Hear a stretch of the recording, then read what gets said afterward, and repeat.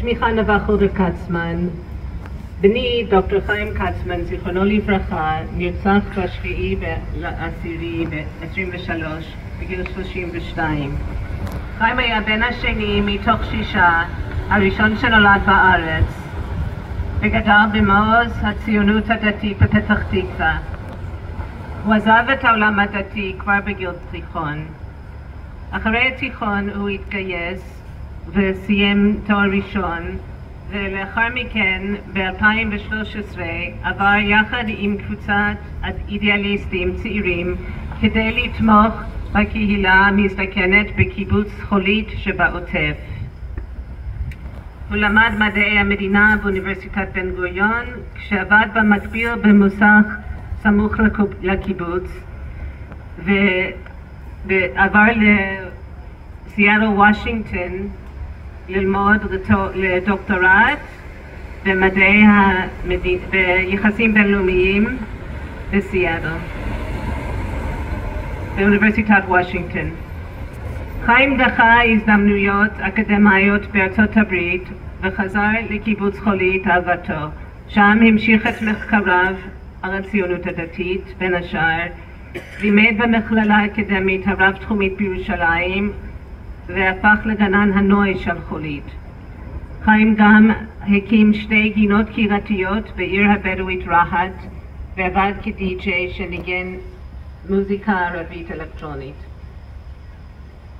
למרות השתייכותו לכיתת הכוננות בקיבוץ, בוקר שמחת תורה מצא אותו ללא נשק, אותו הפקיד לפני נסיעה להודו. עם שובו רגע לפני יום כיפור, הוא לא הספיק לקבל חזרה את הנשק. כשהחלה המתקפה הוא יצא לראות בכל זאת מה יכול לעשות, אבל כולם נהרגו או הסתתרו. השכנה שלו פחדה, אז הם הסתתרו בארון הממ"ד שלה, הוא נרצח והיא ניצלה. לדברי השכנה הוא הציל את חייה. אני פוגשת הורים שכולים שמחפשים משמעות במות ילדם. אני מוצאת משמעות בחייו, בערכים שלפיהם חי. ערכים של אנושיות, חיבור עם כולם, לא משנה מה מוצאם. אדם בגיל 32 שכותב ולומד ומלמד, מנגן, מתקן ומצמיח. לאחרונה מצאתי משמעות בפרויקט שלנו, גיוס תרומות להקמת מרכז קיימות ברהט, שיעודד גינון אקולוגי, מחזור וחינוך לאקלים. אני לא רואה ערך במותו של חיים, זו טרגדיה נטו.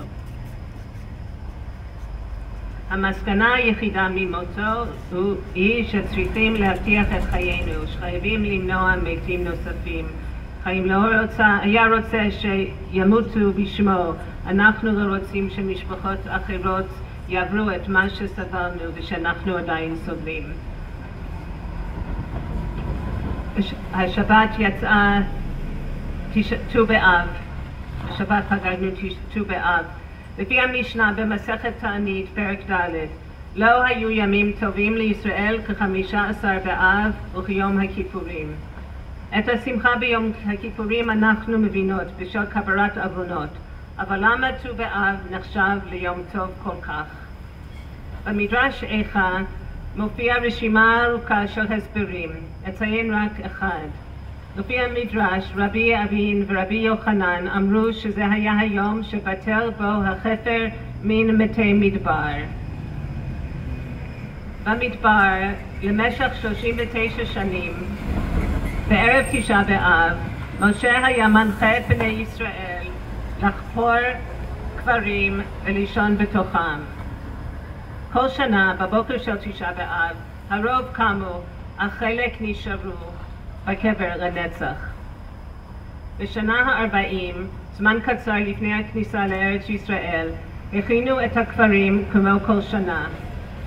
כשקמו כולם מהקברים, חשבו שאולי טעו בתאריך, ובאותו ערב חזרו לישון בקברים. כך היה למחרת וגם בי"א, י"ב, י"ג וי"ד. עד שבט"ו באב הבינו שנתבטלה הגזירה. כל מי שהיה אמור למות לפני הכניסה לארץ ישראל כבר מת. לכן קבעו את ט"ו באב כיום טוב, יום של שמחה. תחשבו על זה. פעם בשנה כולם הלכו לישון בידיעה שבבוקר הם או אחד מבני משפחותיהם או משכניהם לא יקומו. איך זה להרגיש ככה לא פעם בשנה, אלא למשך 673 ימים. אנחנו קמים בבוקר ולא יודעים אם נשמע שחיילים נפלו במלחמה, כמה התאבדו, כמה חטופים עוד בחיים. קשה לנו מאוד לדבר על זה, אבל כמה חפים מפשע מתים כל יום בעזה, נשים וילדים, ורעב מתגבר. איך זה שעשרות קילומטרים מכאן, אזרח ישראלי צעיר חובר קבר עבור עצמו, אבל כך ראינו בסרטון שיצא בערב תשעה באב האחרון. יותר מ3,000 שנה אחרי אחרוני דור המדבר. את החטוף, אביתר דוד, בן 24, חופר את הקבר שלו במנהרה בעזה. זה נראה שאני בדרך למוות שלי, הוא אומר בסרטון. זה הקבר שאולי אני אשכב בו.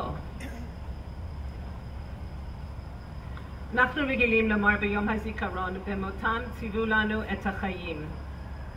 עם ישראל נבדל מאומות אחרות בכך שאנו מקדשים את החיים ולא את המוות, את החיים ולא את האדמה.